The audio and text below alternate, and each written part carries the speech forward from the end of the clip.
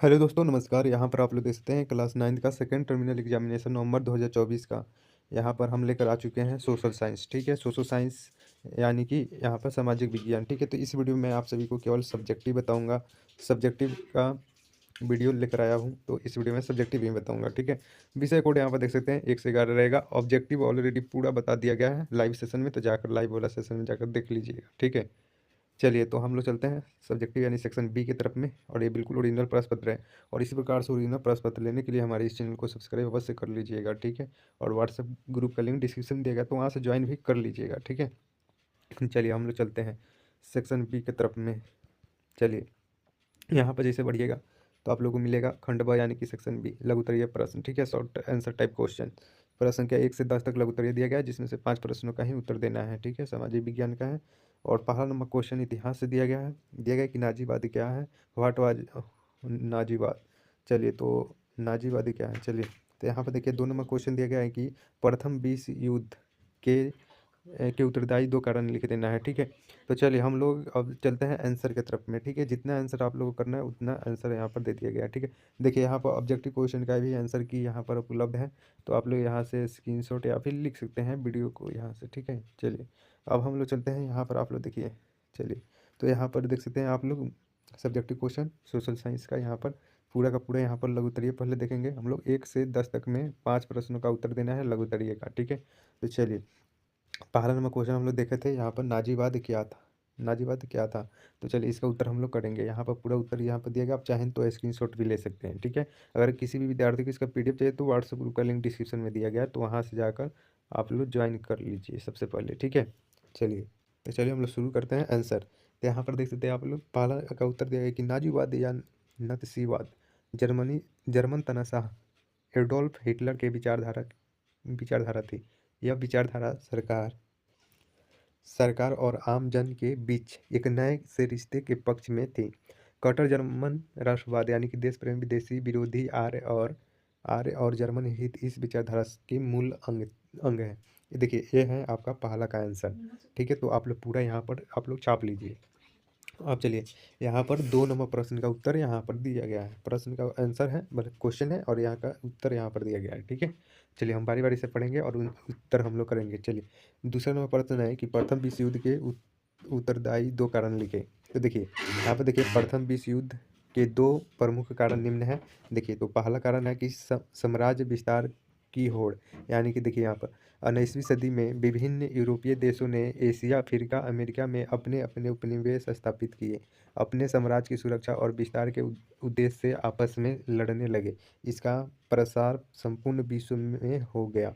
ठीक है, ये पहला उत्तरदायी कारण था। अब दूसरा देखिए कारण यहाँ पे दिया गया कि व्यापारी हित, और देखिए दूसरा पॉइंट है, देखिए क्वेश्चन इसका उत्तर औद्योगिक प्रगति के कारण कच्चे माल की आपूर्ति और तैयार माल के विक्रय के लिए विस्तृत क्षेत्र की आवश्यकताएं थी, जिसे पूरा करने के लिए नए नए क्षेत्रों की खोज और उस पर अधिकार स्थापित करना शुरू हो गया। अपने व्यापारिक हित के लिए कंपनियां लड़ने लगी, जिससे अपने अपने सरकार का समर्थन प्राप्त हुआ। इस संघर्ष का परिणाम था प्रथम विश्व युद्ध। ठीक है, अब चलिए 3 नंबर क्वेश्चन यहाँ पर देखिए कि मौलिक अधिकार से आप क्या समझते हैं।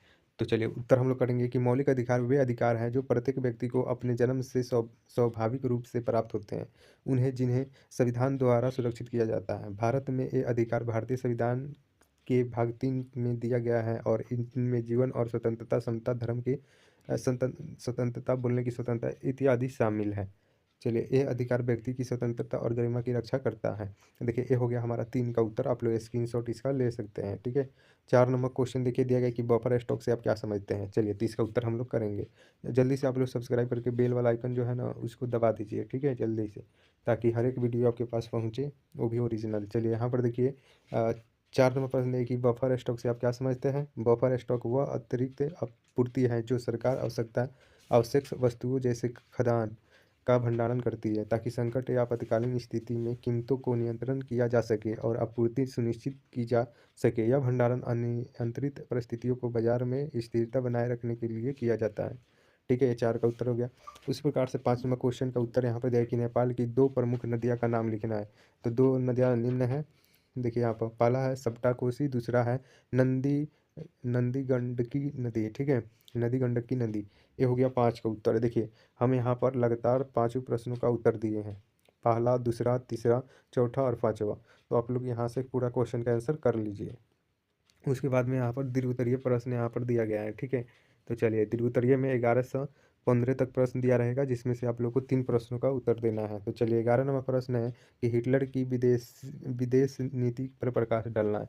तो देखिए हिटलर की विदेश नीति का प्रमुख उद्देश्य जर्मनी का वैश्विक महाशक्ति बनाना था। इसे के अंतर्गत पहला है लिबेरसम, ठीक है। हिटलर ने पूर्वी यूरोप के अतिरिक्त भूभाग हासिल करने की योजना बनाई ताकि जर्मनी के लिए अधिक संसाधन और बस्तियां मिल सके, ठीक है। चलिए दूसरा पॉइंट है कि सैनिकरण और युद्ध।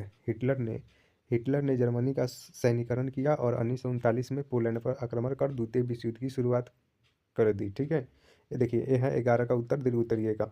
अब यहाँ पर 12 नंबर क्वेश्चन, यहाँ 12 नहीं है, 13 है। 13 का उत्तर हम लोग करेंगे। देखिए दिया कि संवैधानिक उपचारों का पर प्रकाश डालें।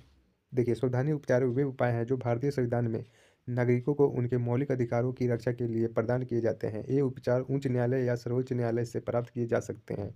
प्रमुख उपचारों में हैबियस कॉपर यानी कि मैंडमस प्रोहिबिशन, क्यों कोरेंट और क्यू वारंट शामिल है, जो नागरिकों को अनेक अधिकारों का उल्लंघन होने पर न्याय दिलाने की मदद करते हैं, ठीक है।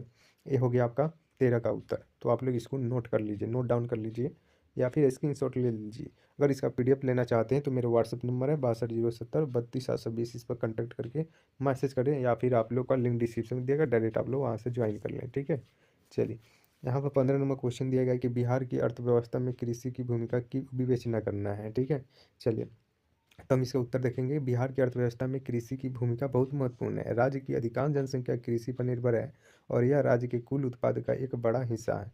बिहार में प्रमुख कृषि उत्पादों के चावल, मक्का, गन्ना और दलहन शामिल है, जो कृषि क्षेत्र में रोजगार और आय का प्रमुख स्रोत है। कृषि बिहार की ग्रामीण ग्रामीण अर्थव्यवस्था को मजबूत प्रदान करती है। देखिए मैं आप सभी को ऑब्जेक्टिव सब्जेक्टिव पूरा कंप्लीट बता दिया। तो इसके लिए आप लोग को लाइक कर देना इस वीडियो को, ज़्यादा से ज़्यादा कम से कम 30 लाइक आप लोगों को कर देनी है जल्दी से, और सब्सक्राइब करके आप लोग इस चैनल का सदस्य बन जाइए और व्हाट्सएप ग्रुप में जल्दी से ज्वाइन कर लीजिए। चलिए मिलते हैं हम नेक्स्ट वीडियो में, नेक्स्ट वीडियो के साथ। तब तक के लिए जय हिंद दोस्तों, अपना ख्याल रखिएगा।